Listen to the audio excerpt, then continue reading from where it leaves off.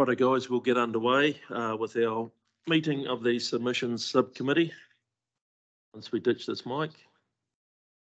So just for those of you online, we have Bruce Clarkson in the room, myself, Chris Hughes. For the councillors, we have Jennifer Nicol online. And that seems to be about that. So as you're well aware, the submissions committee meets when we have something to present that's not going to have time to go through Stratton Poll and back to the council. And so today we're meeting over the water bill, which is the second part. And this is the water services legislation bill. Just a little bit, it doesn't have a big component of regional council input in the fact that a lot of this doesn't affect the assets that we actually have as a regional council, but I'm sure as staff outline that and you'll be well aware of that fact. So I'd just like to start with that Karakia, and Tracy, if I can get you to do that, please. No worries. Whakataka te hau ki te uru, whakataka te hau ki te tonga, kia mā kina ki uta, kia mā taratara ki tai. Hi aki ana te atakura, he tio, he huka, he hauhu, te hei mauri ora. Thank you, Tracy. Apologies, we have one apology, Councillor Story, and that's for an absence, possibly just lateness and possibly an early departure. There was nothing else, nobody else. I'll move that be accepted and a seconder. Thank you, Bruce. I'm happy to second as well. Cool. Sorry, what was that, Councillor Nicol? I'm happy to second because Bruce, are you a member or are you an alternate for this one? Does it matter? Sorry, got to check this. I'm the alternate because Pamela's at a different meeting. So I'm here today. You've just got me, sorry. Amazing. Okay, I'm happy to move the confirmation of the agenda after that made me talking worthwhile. Thank you. Thank you. All those in favour related to the apologies? Aye. Any against? So carried. Confirmation of the agenda, that the agenda of the meeting of the submission subcommittee 14th of February 2023 as circulated be confirmed as business for the meeting, and that the meeting may sit longer than 2 hours continuously and continue longer than 6 hours, including adjournments. So moved, Councillor Nicol, seconded Councillor Hughes. All those in favour? Aye. Aye. Against? So carried.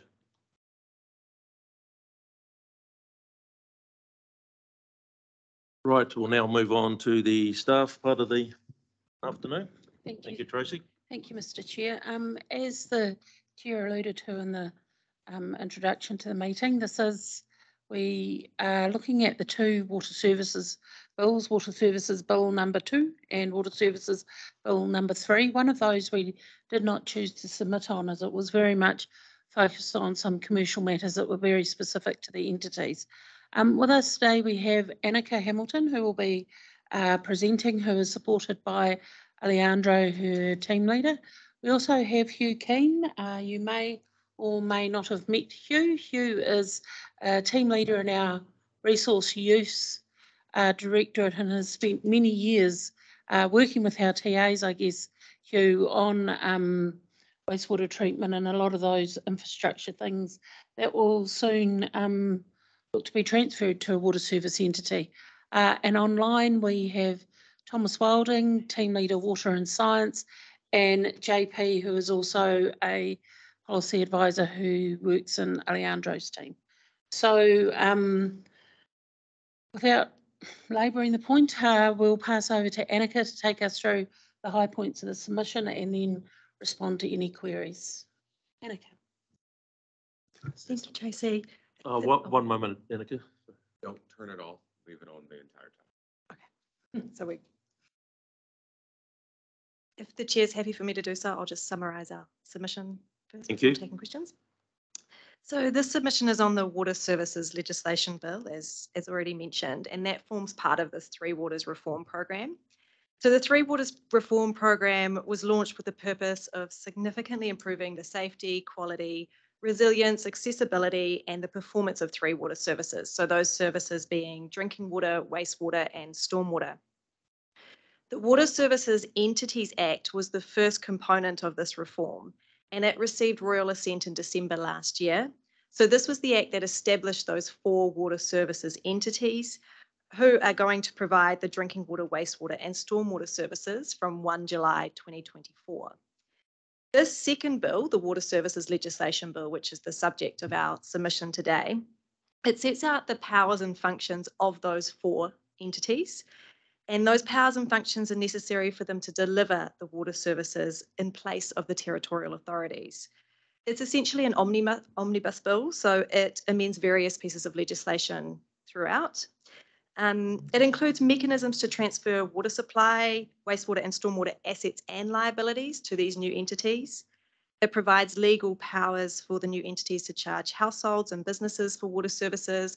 And there are numerous other functions within it, such as designating and controlled drinking water catchment areas, making stormwater management plans and stormwater network rules, developing trade waste plans, and setting restrictions on water use and so on.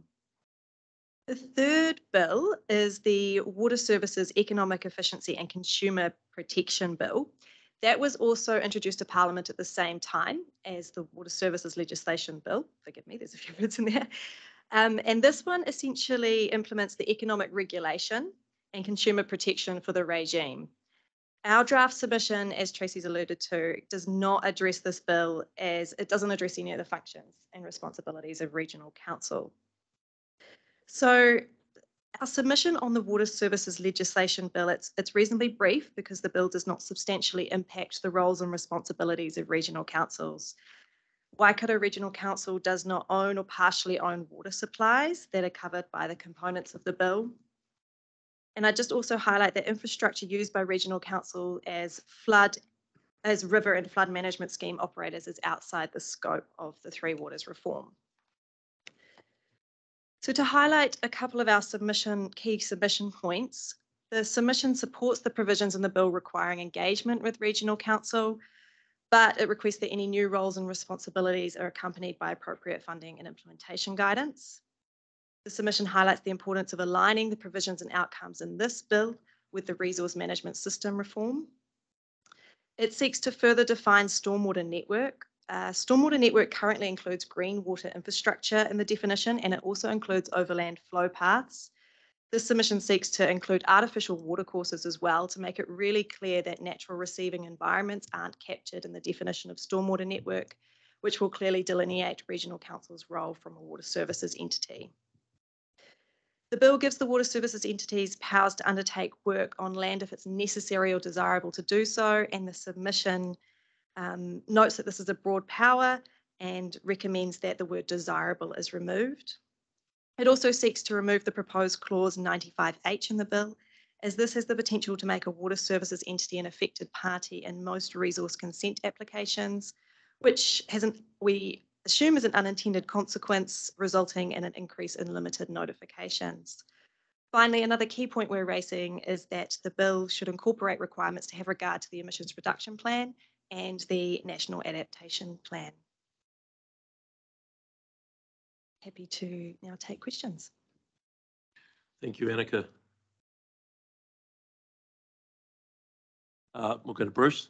Yeah, I'm interested in the definition of natural environments, receiving environments, because in Hamilton City here, a large amount of stormwater is piped directly off people's properties into Hamilton gullies. And I would have thought that they were natural environments. So, through you, Mr. Chair, my understanding, so overland flow paths, if that's what you're referring to, are included as part of the stormwater network. But the definition of green water infrastructure does refer to it being infrastructure or engineered processes. So our submission is to really make it clear that, for example, rivers and streams that are a natural confluence aren't covered as a stormwater network, and therefore we would be controlling the discharges to natural receiving environments and the water services entity would be controlling discharges into a stormwater network. So these are not overland flows. So people put pipes down from their downpipe. They dig downwards and outwards and run pipes to the base of the gully. So how does that fit?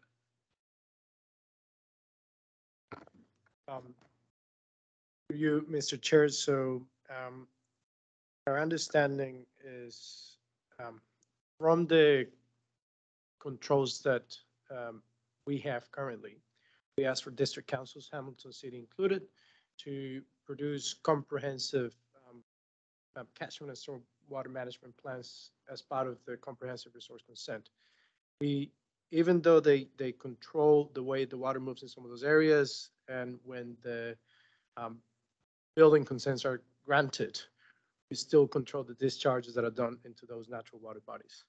So essentially, if you were to replace the territorial authorities, the powers that we have as a regional council will still remain the same, and is us controlling the discharges to that natural environment. And as part of the more comprehensive way in which we do it, which is not strictly statutory, through those management plans that we ask district councils to prepare, we'll still be doing that. Yeah, so in other words, natural receiving environments are currently not really protected. Through the chair, may I ask you to clarify what you mean by not really protected? So that's a natural receiving environment, and in essence, it's not getting the protection that you're seeking here in relation to other natural environments. So if I'm following correctly through you, Mr. Chair, in terms of it's not looking at protection as such, it's looking at the roles and responsibilities of a water services entity in managing the stormwater network. Yeah. And I think where our concern is making sure that the roles are clearly delineated so that we can carry on our work. Yeah, so you're seeking to retain the control as opposed to have somebody else take it over. Correct. I think that, yeah, that's the crux of it from what I'm hearing. Yep. Councillor Clarkson. Councillor Hughes? Thank you, Mr. Chair. I'm not sure whether I'm outside our remit on this, but we're taking the stance that we have, that these changes will have no impact on the regional council. The last two bills, and I'm not sure which one it is, has introduced the concept of charging, fining and all that sort of thing. And I've heard on the grapevine that it's logical that regional councils, because of their rating systems and databases, are the logical people to take responsibility for charging for the use of water and for fining people and collecting the fines, etc.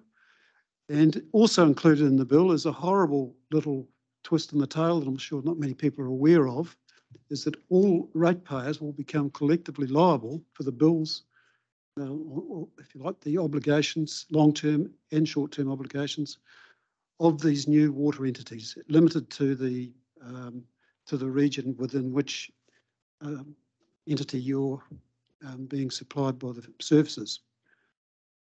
If that is the case, then I would want to be a lot stronger in terms of our submission on, if we are going to be responsible for that aspect of the business, that we need to ensure that we will be rewarded for that effort. As far as I'm aware, the bills are silent on this aspect apart from the onerous obligations. I'll hand over to Tracy just to clarify, which piece of this it comes under. I suspect possibly the next one. Yeah, through you, Mr. Chair, this bill purposefully doesn't respond to any of the funding or the charging of the use of water. If that was to occur, and if that was to, shall we say, be gifted to the regional council, we would have to go through a consultation process, because that would be a change to our funding, our responsibilities. I have not heard that is in the, no pun intended, pipeline, the immediate future. It is something that I understand the entities, once they have been stood up, will look at the most effective way of funding their business. I think that would be a significant sector conversation if the funding was to land it, or be expected to be from centre, from the regional council. We could include reference to that in the submission, just being very clear that from our council's perspective, if there was to be any subsequent discussions on funding, where the regional council would be involved, then we would expect a high degree of consultation with that. As you said in your introduction, it's a bit outside the remit of this particular submission, but it's part of the future landscape that we need to be across. Thank you, Tracy. One question I had is just around the wording of making sure that artificial watercourses are in the bill. Following on from Councillor Clarkson's comments there, I just wonder if we shouldn't have some stronger wording around that to make sure those natural receiving areas are not included in it. We basically, I'm looking at point 12, I think, in the actual submission, where we recommend that the definition of stormwater network includes artificial watercourses. I think something a bit stronger, perhaps, just to make sure our position is clear around that. And then that allows us the ability to then look after those areas outside of this. If I can just, Mr. Chair, in terms of some of those natural watercourses, those gully systems that Councillor Clarkson was alluding to, they do form part of the wider stormwater management system. They are part of that system, as Alejandro said, they are a functioning part of the wider integrated stormwater catchment plan. I guess what we're saying, and they would actually be covered by other rules in terms of their modification and their protection. So what we're saying here, and this is something we ran into, I guess, with Plan Change 1 around rivers and our discharging into those rivers by virtue of our flooding network. We shouldn't be responsible for some of the water that's travelling through the network.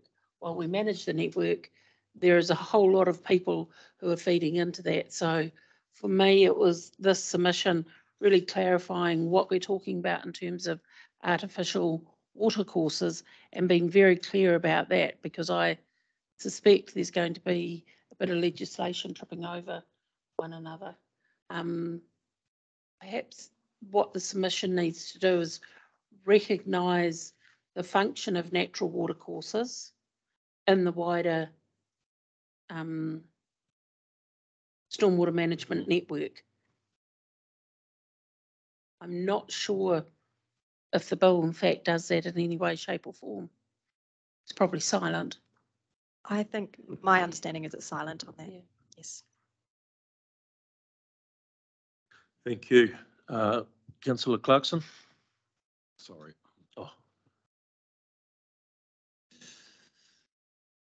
Any other questions for Annika at this stage? No, we seem to be silent on that as well. Tracy, anything else then? No, nothing further. I think just one observation I'd make in reviewing the report, it's very evident that this bit of legislation has been developed in isolation from the RM system. There are a couple of cursory hooks in, and from our perspective, one of the advocacy lines of this council has always been that integrated approach to legislation. So we've spent a bit of time here making sure that the two connect. I just wanted to highlight this as a curse of the non-integrated reform program that we're falling over ourselves a little bit. Yes, Councillor Clarkson. Yes, so look, I mean, although I've asked those earlier questions, of course, I have noted that item 13 is like the backstop in your submission, and I really commend item 13 because what it's essentially saying is one bit of legislation shouldn't be tripping over another. And you've covered that well, and you've basically sought the solution. So I think it does cover some of those earlier questions that we were asking. We just asked them to get a bit of clarity because we don't know what all these definitions actually mean, and you've helped clarify them. But I really like item 13 in this submission. Well pointed out, Councillor Clarkson. Well, if there's no other questions, we'll go to the motions on the table. I'll do it in two parts. So first, sorry.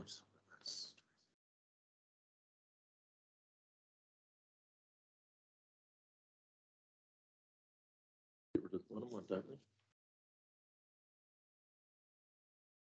I think that the committee endorses. Yeah. So, That's my sorry, feeling for the room. sorry, Jen. I think what we stick with is that the committee endorses the water services legislation bill, incorporating additional comments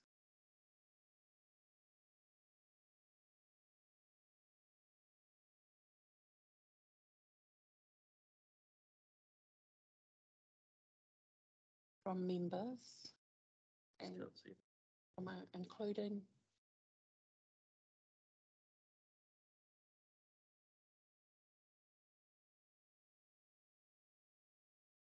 reference to transfer of charging, potential transfer of charging powers,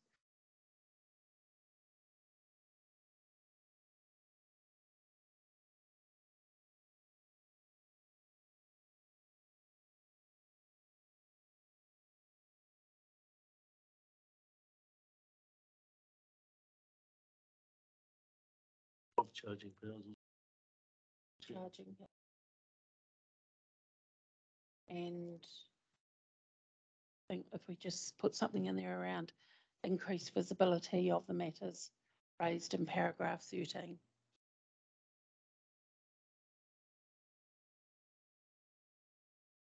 And through you, Mr. Chair, there are a couple of ways we can do that, including them in the summary points and in the highlighted submission box